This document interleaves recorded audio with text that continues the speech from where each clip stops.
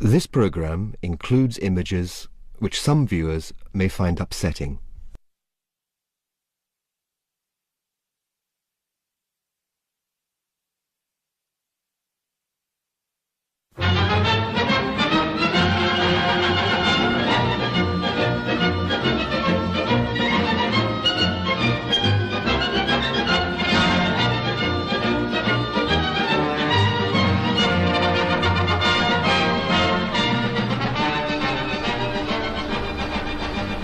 Hello and welcome to a very special edition of See Here.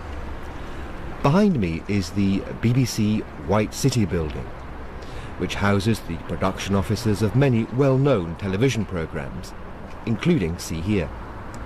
But many years ago, this site was a sports arena, and in 1934, the 4th World Deaf Games were held here. Among the teams competing was one from Germany, who, at the opening ceremony, paraded around the track, proudly hailing their leader, Adolf Hitler.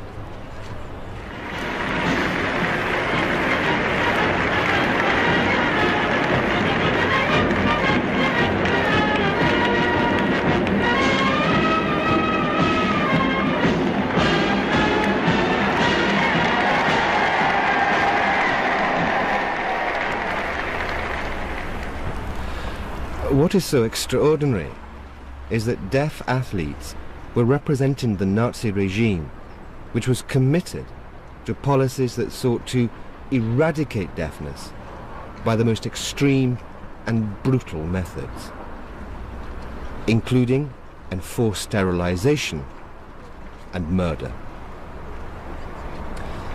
In today's programme, we'll be talking to historians and academics to find out what happened and why to deaf people during the Nazi era. We'll be travelling to Germany to meet some of the deaf people who lived through those terrible years between 1933 and 1945.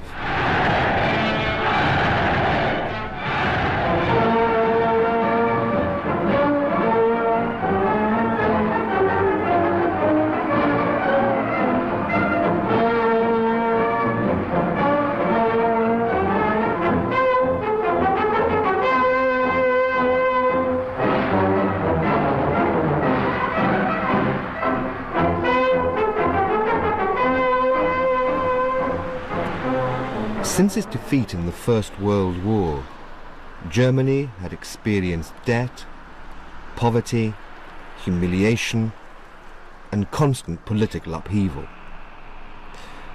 It was in this climate, in 1933, that Hitler and the Nazi Party came to power. Thousands of stormtroopers celebrated their party's victory and marched through here, through the Brandenburg Gate and on into Berlin.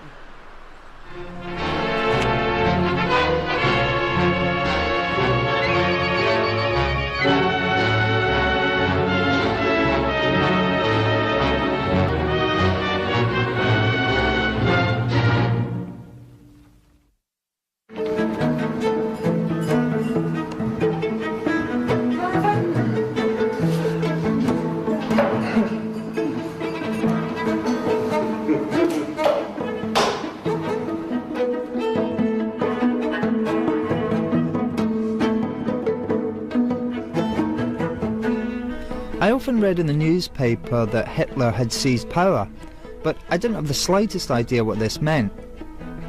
And my mother would say, "You'll see, we're going to lose the war." But I would reply, "No, I don't think so." And later my mother said, "Hitler is doing so well because so many women like him. They follow him, idolizing him, shouting, 'Heil Hitler, Heil Hitler.'"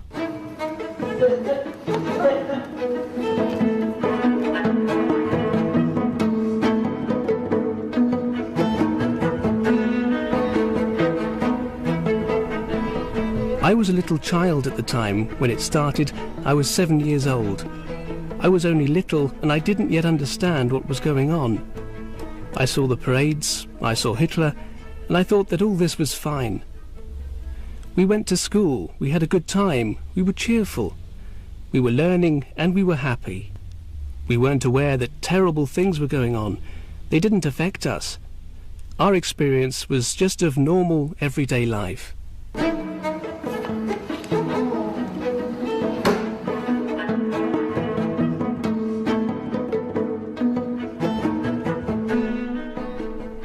And then the Führer, as Hitler was referred to then, arrived.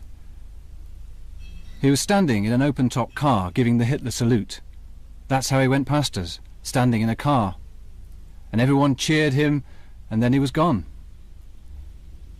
And we said to one another, "We saw him, we were there." And then we went back home. That's what it was like for me.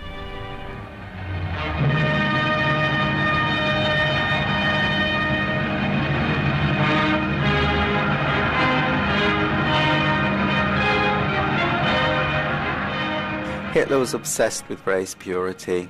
His racist manifesto, his book Mein Kampf, that means my struggle, set out his plans to eradicate racial undesirables and for racial conquests. He drew on human geneticists' ideas in writing this, with the idea that racial undesirables carried bad genes which would pollute the purity of the Aryan race. The groups which he targeted were blacks, Jews, gypsies or Roma, gays, mentally ill and the disabled. Initially, many deaf people were attracted by Hitler's promises to cut inflation and unemployment and restore national pride.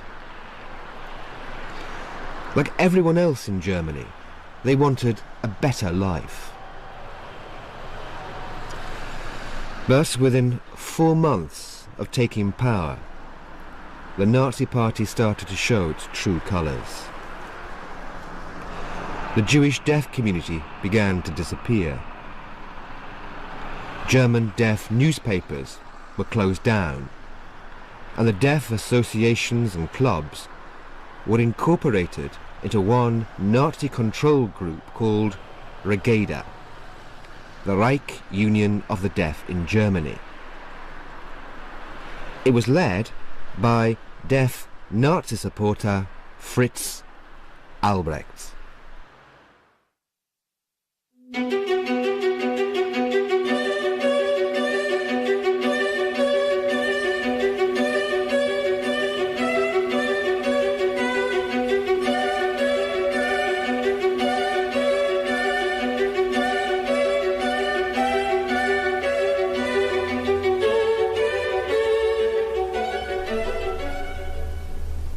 At the time, Albrecht was a well-known figure in Germany.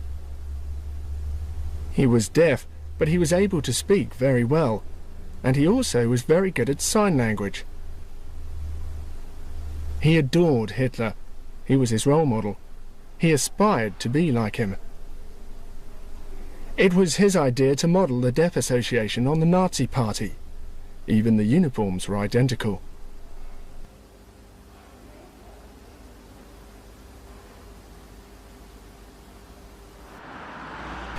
Overnight, all members of Regeda were registered as Nazi Party members. Often this was done without their knowledge or their consent.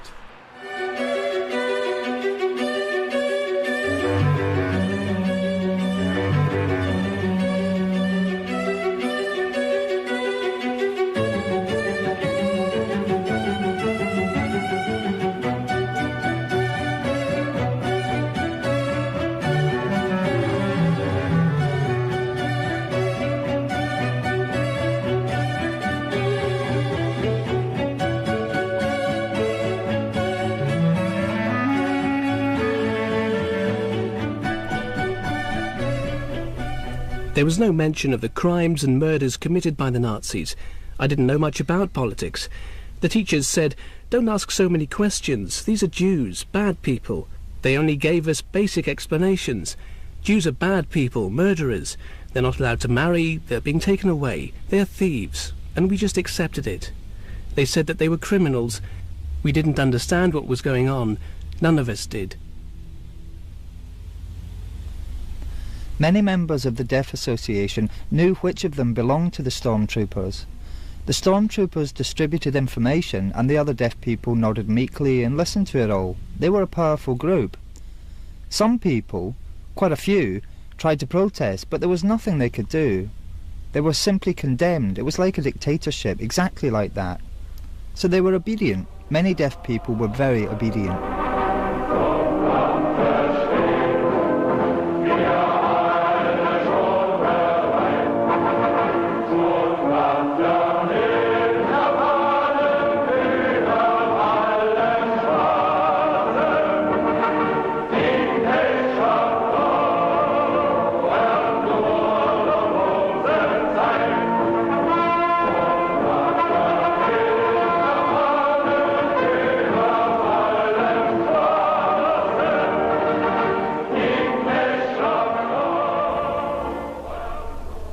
Six months after the foundation of the Deaf Stormtroopers and its motorcycle division, it was banned because a hearing person didn't approve. The deaf people found this strange, considering that initially they had been encouraged to join the Stormtroopers, and then, only 6 months later, it was disbanded.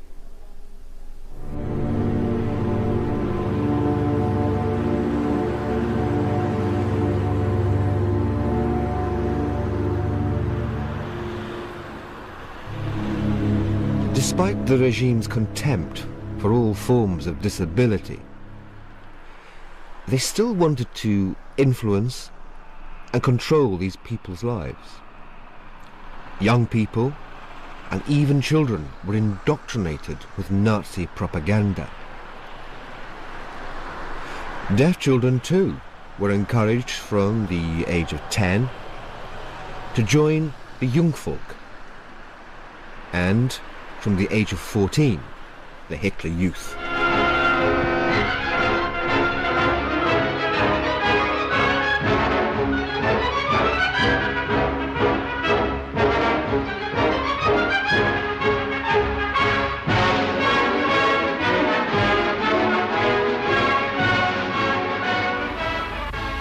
I was proud. I was glad to be part of it. I was proud to be allowed to wear the uniform. A brown shirt, black 3/4 length trousers, a kerchief round the neck, and a badge on the sleeve. There was a badge with a Nazi symbol on it. Yes, I was delighted.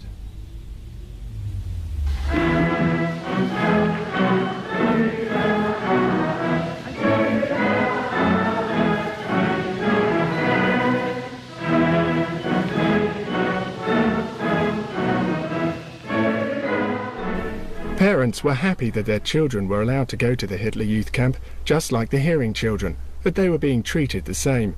Deaf children went camping just like the others, but when you looked at things closely, you realized that they were not being treated equally at all.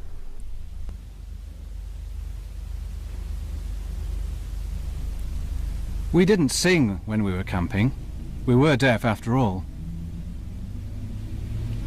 We just said the words, Deutschland, Deutschland, über alles in der Welt. We spoke these words. We didn't sing them. We couldn't sing, because we were deaf.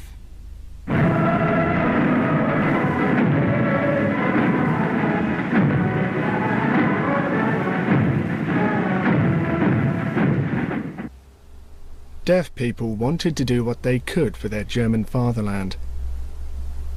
And Albrecht too was committed to Germany. But if you looked at it closely, you could tell that deaf people were actually being belittled. They were discriminated against in terms of the law. Sterilization is one example.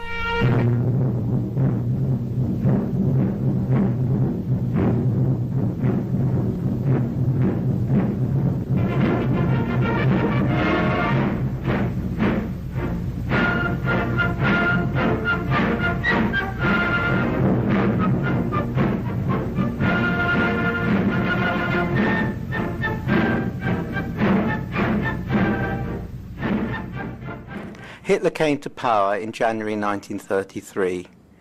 It was as early as July that eugenic experts prepared and tabled a law for mass sterilization.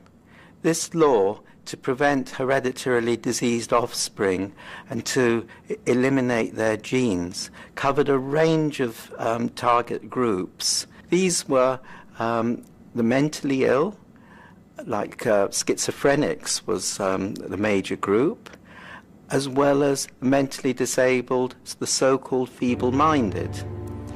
It also targeted deaf people.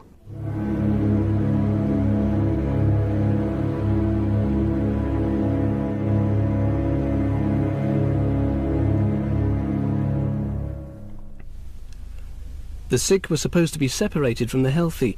They wanted to get rid of them. They wanted rid of the deaf too. That was Hitler's dream.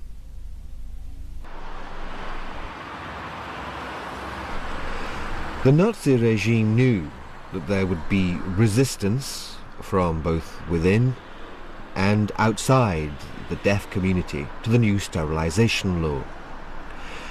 To persuade hearing people of the rightness of the new policy, propaganda films were produced, which showed disabled people in the most dehumanizing way, which was meant to shock and appall the audience. Frequently, in Nazi literature, deafness and the associated communication difficulties were correlated with feeble-mindedness, and such people were presented as a financial drain on the state.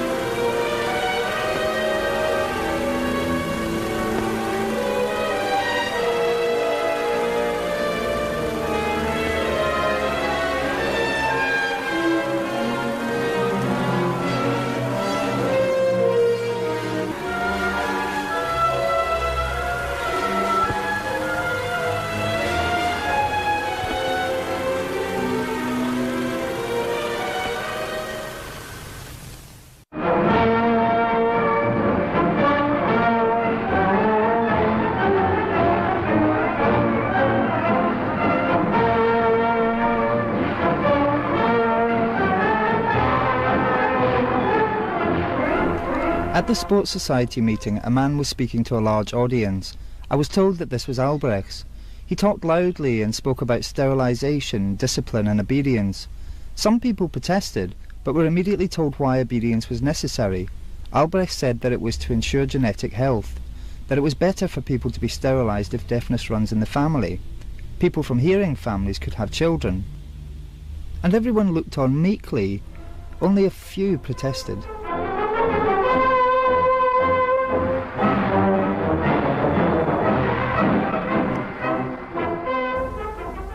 Albrecht's point was that there must only be healthy people.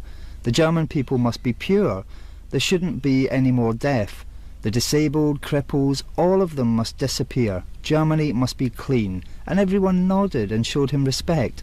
It was the same as in Italy during Roman times when Nero gave the thumbs down.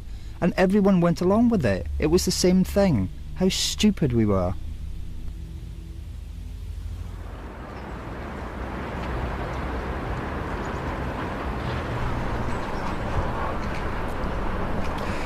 As in Britain, the churches had a long association with the deaf community.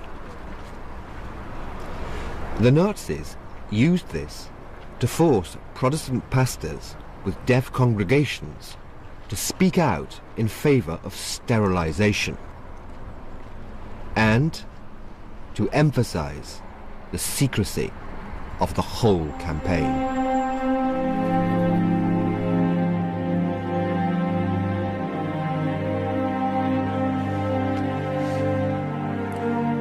You, dear friends, you are afflicted with deafness. How burdensome it is. You are often sad because of it. Certainly, you must have asked yourself, why do I have to be deaf? And how unhappy your parents must have been when first they learned that you could not hear. You must not transmit this affliction to your children and your grandchildren.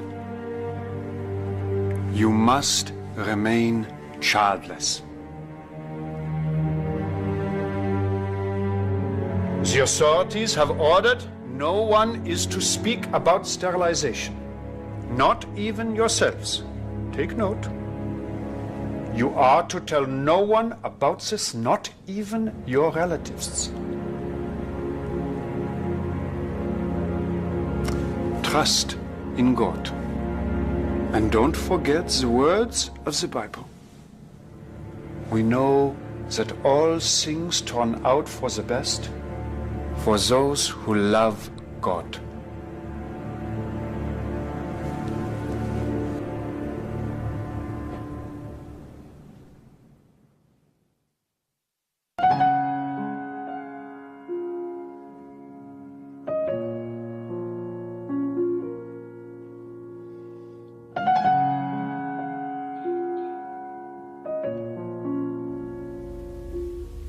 The Public Health Department sent a letter saying that would have to be sterilised.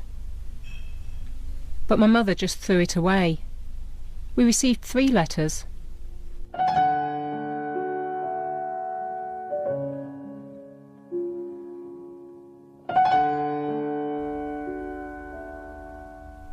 My relative said, "You and your brother are both deaf mutes. You'll have to be sterilised. It's not that bad." So I had to do as they said and go. Otherwise they would have come to get me. Deaf people, just as other target groups for the law, were summoned to attend an examination by a medical officer. He or she would then make a recommendation to an expert panel, and as a result of that, the person would be summoned for the sterilisation operation. The most that the person could do would be to appeal to a sterilisation tribunal.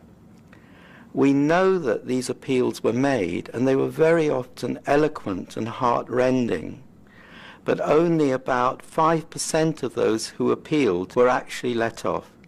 Otherwise, the sterilisation was compulsory, and the police would come to actually cart the person off to be sterilised by the authorities. I came home from school and my mother said to me, "Go and say hello to the 2 men." I asked her who they were. She told me they were from the police. I said, "Why did they come? What do they want?" My mother said, "Wait a minute, I'll explain in a second." Then she said goodbye to the men and they left. My mother said, "You have to be sterilised." I asked why. "I want to have babies." My mother said, "If you don't go, they'll come and get you at school.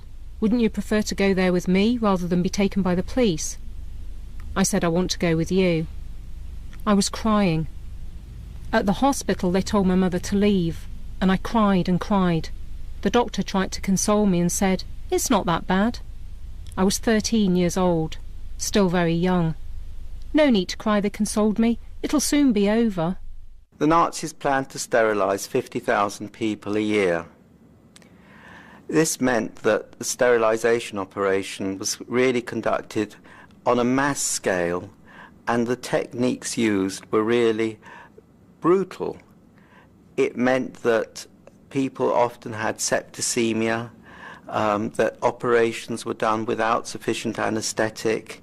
It caused considerable pain.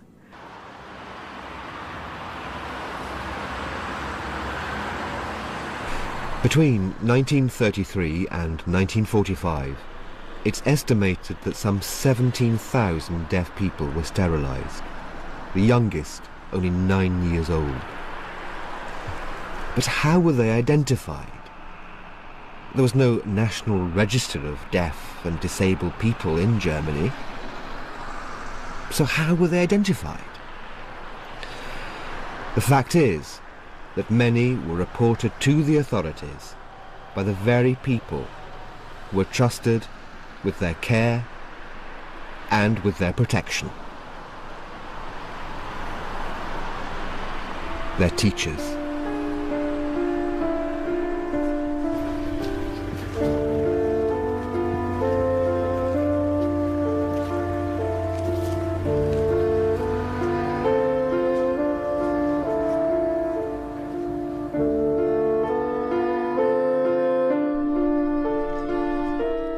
Up there on the second floor, that was my classroom.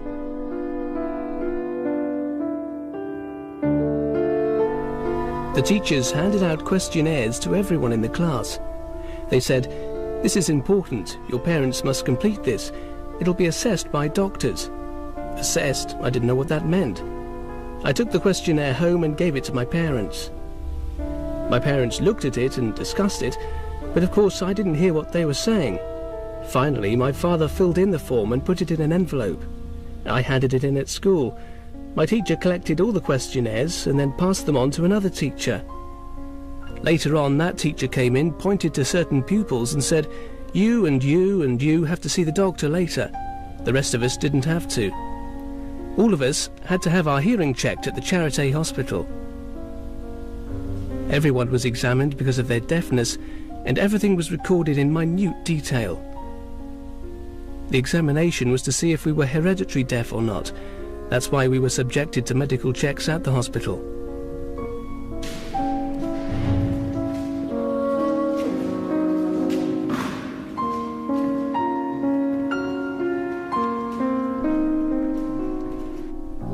My sister was sterilised while she was still at school. She had to suffer this. She knew what it meant. So did my brother, he also knew. My sister was sad. The head of the school decided who was to be sterilised. I was to be sterilised too. My mother wanted to stop this. She went to the school, but they showed her the law. My mother was powerless. And my mother hit Muller, the head of the school. She hit him.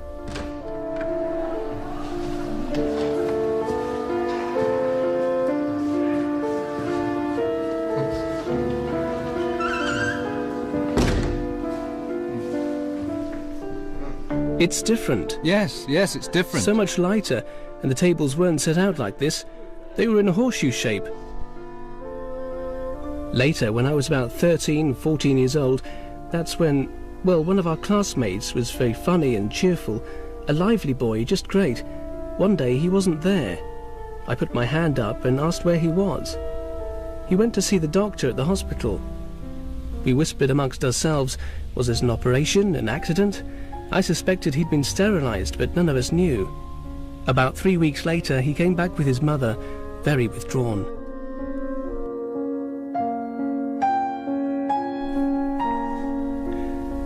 His mother spoke to the teacher and I waved to him, "Hey, what happened?" He just shook his head. He was embarrassed. We kept trying to talk to him, but he just shook his head. The teacher said that we should leave him alone, give him time. About 4 weeks later, he took my hand and in a serious tone said, "I've been sterilised, don't tell anyone." It was impossible to resist. The teachers told us what to do, They were in contact with the public health department. We were powerless. If we protested, we were brushed off. What were we to do? We had to go along with it. We had to keep quiet. Many protested, but it didn't get them anywhere. They had the power. We were forced to be obedient.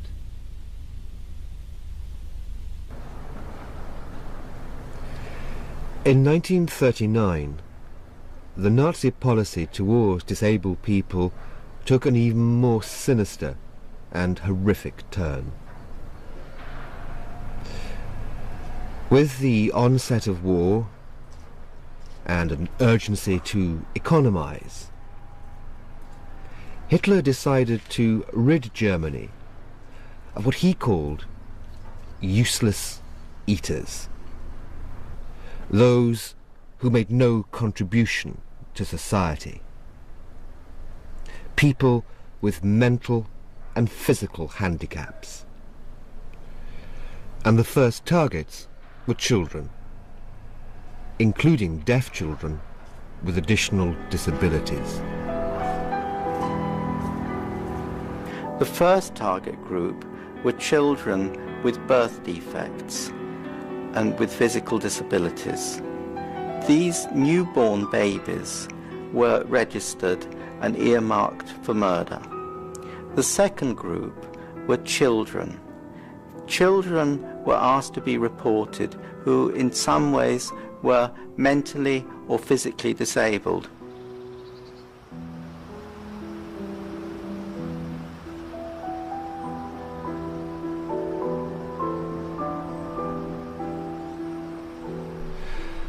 Parents of children with additional mental and physical disabilities were told that their children could have special treatment at hospitals like this one. Parents believed the doctor's promises and willingly handed over their children.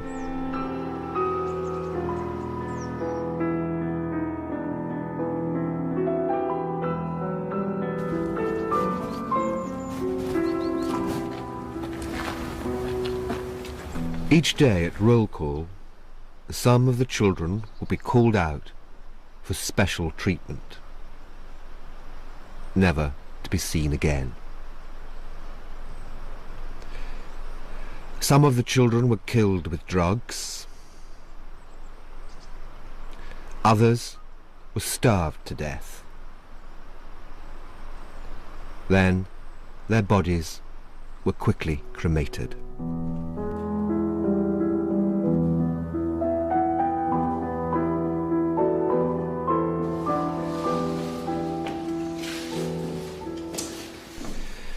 It's estimated that some 1,600 deaf children with additional disabilities were murdered in this way. Their parents will be told that they died of natural causes: measles, influenza, or appendicitis.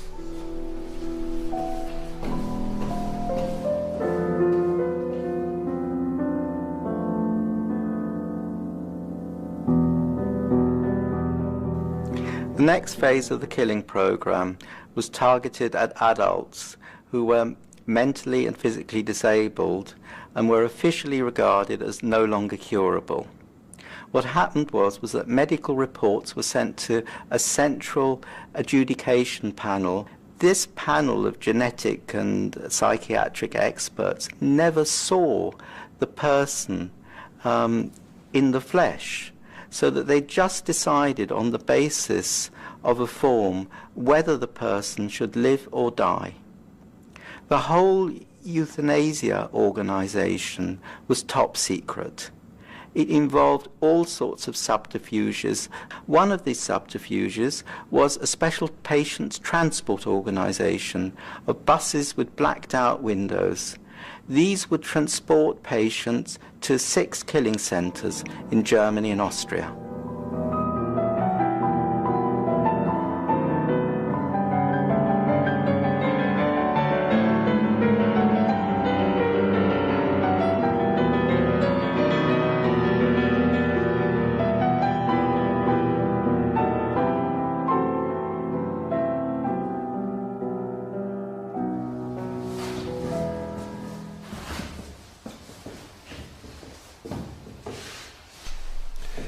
This is Hadamar, a killing centre, one of 6 around Germany at that time.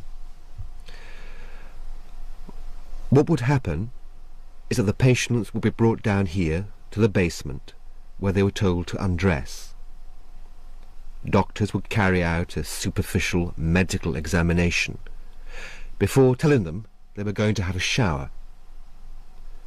60 people at a time would be crammed into this chamber. The doctor then left the room, closed the door, and turned a tap on the outside, and the chamber filled with deadly carbon monoxide gas, killing all the patients.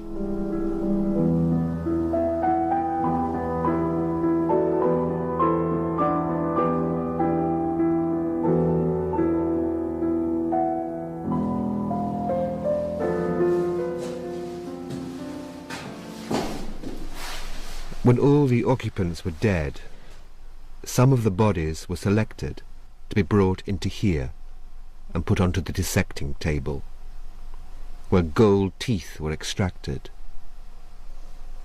and organs removed for medical research.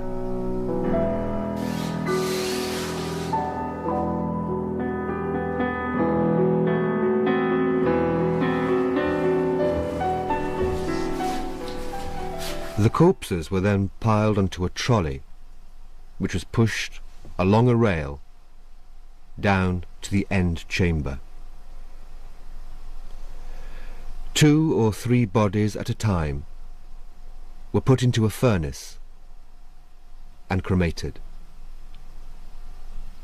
People living in the nearby town could see smoke billowing from the chimney, just like a factory. It had indeed become a killing factory.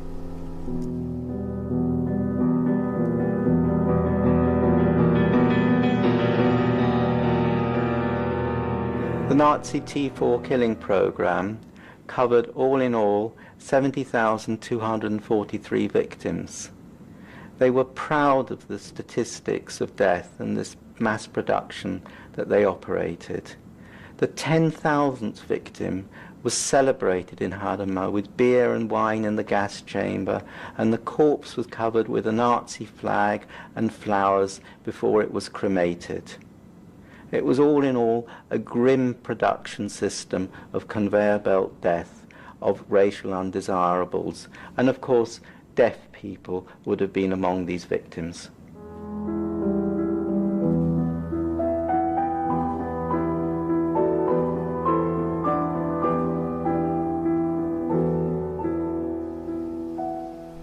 Even in wartime, the disappearance of so many people could not go unnoticed by the general public. And soon, church leaders and others began to speak out about the killings.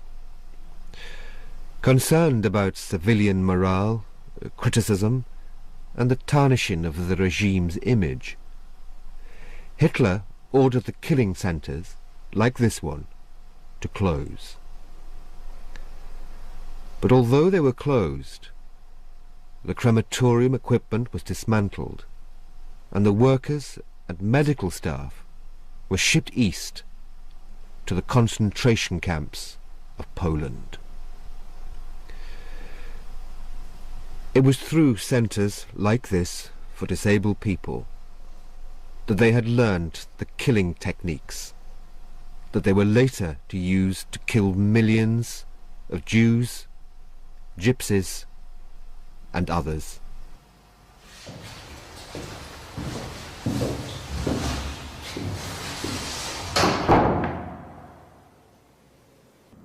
After the war, the German state denied any compensation for the victims of compulsory sterilisation because the West German government said that these were legitimate medical measures.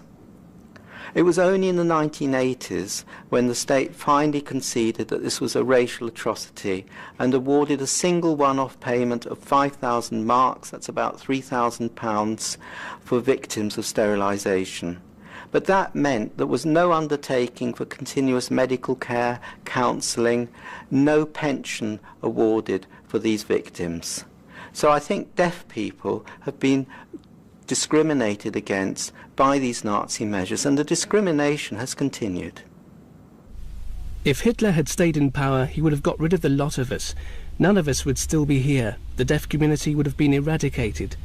It was only after the war that I found out that they all ended up in the gas chambers, and that we too would have ended up there. The blind, the mentally ill, the physically disabled, deaf, mutes, all of them. Because he wanted only genetically healthy people. That was his dream. My sister was very sad. She consoled herself with the fact that I had a child. I don't have a child, she often said, and I tried to comfort her. It was the same with my brother. He looked at me and said, "I'm glad that you have a child who calls me uncle," and I tried to comfort him too. They were always very proud that I had a child, but I felt awkward. I worried about them. Before she was sterilised, my sister had a sweet nature, but she became very nervous afterwards. But what could I do? She would say, "It's terrible not having children." I tried to comfort her. She used to cry a lot. I would ring people's doorbells and ask, "May I take your baby for a stroll in its pram?" So I'd take them for a stroll and then take them back. They were very well behaved. Whenever I saw the babies, it made me very sad. I wanted to have a child too, but nothing could be done about it. I'm still very sad.